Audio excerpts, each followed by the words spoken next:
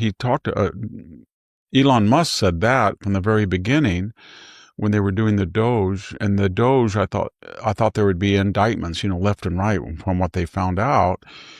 And there haven't been. So Victor Davis Hanson just dropped a bombshell about why Trump's DOJ isn't delivering the accountability Americans expected. Despite Doge uncovering massive fraud, 0 indictments. Hanson's a Stanford Classics professor and Hoover Institution fellow who's been tracking deep state corruption for decades. This explains everything. Come on. Who do you think Bobby Kennedy was? He was the attorney general when John Kennedy. You ever seen those pictures about every 5 minutes they're walking together? He didn't do anything unless John Kennedy. Who do you think John Mitchell was? He was the bond lawyer for Richard Nixon. Who do you think Eric Holder was? Why do you think that he said he was the wingman of Barack Obama? Why do you think he defiantly refused a congressional subpoena and he knew he had complete exemption in a way that Steve Bannon, for example, or Peter Navarro didn't? Because he knew what Obama would say. He would back him.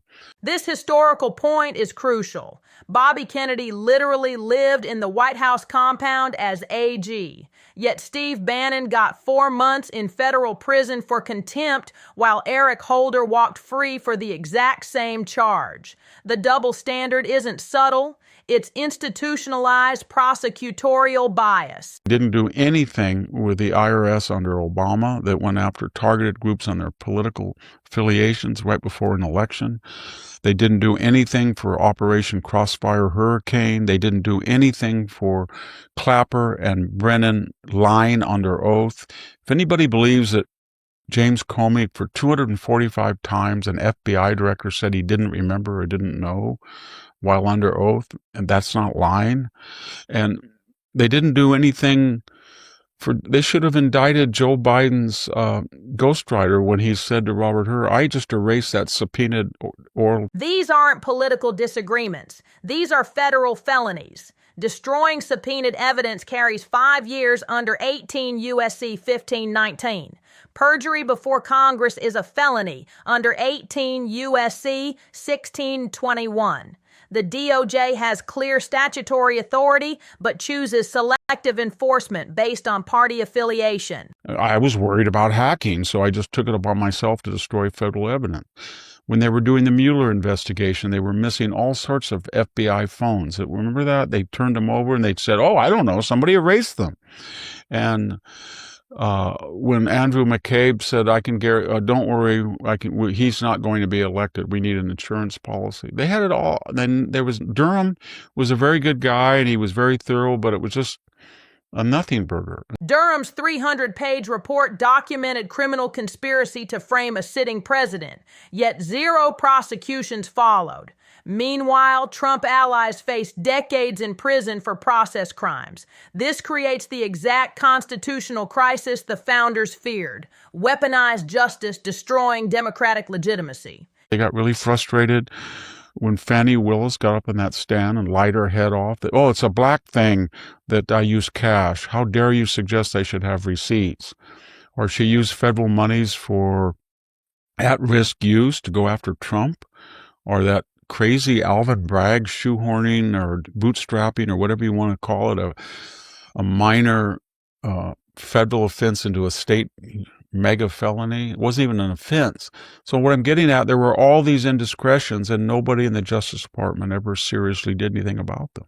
Willis spent federal RICO funds on personal travel with her prosecutor boyfriend. Clear misappropriation. Bragg twisted a misdemeanor past statute of limitations into 34 felonies using untested legal theory. Both cases would have been laughed out of court against any Democrat. Textbook selective prosecution. I think people get very frustrated, Jack, because they saw all of that lawfare, get him off the ballot, raid his home. They're not asking for that. They're not saying we should be like that. But what they're saying is these Democrats did all that. It was all illegal. It was all politically inspired. We're not asking to go down to their level. We're just asking to hold the people who did something wrong accountable, and we're not doing that. The distinction matters. Americans aren't demanding revenge prosecutions like January 6th defendants faced. They want equal justice. If destruction of evidence is prosecuted for Republicans, prosecute Democrats too. Basic rule of law requires consistent application, regardless of political affiliation. One was, what are we going to finish the wall? And the second is, why don't we, Leonard Leo he had a falling out with Trump and all that problems he's had. He's gone off in a strange direction, I guess. But he did get these people appointed. So why have we? I don't know. I have no idea whether we have the same amount, fewer amount. The Democratic opposition is more rabid than the first. I don't know, but it does seem like we're not getting all of these federal judge billets filled quickly with conservatives, and time is running out because if they lose, they're never going to confirm them. They could be, right. I don't know. Federal judges serve life tenure. These appointments outlast presidents by decades. Leonard Leo's Federalist Society vetted Trump's Supreme Court picks, but lower courts remain packed with Obama-Biden appointees. With 2026 midterms potentially flipping the Senate, this window is rapidly closing.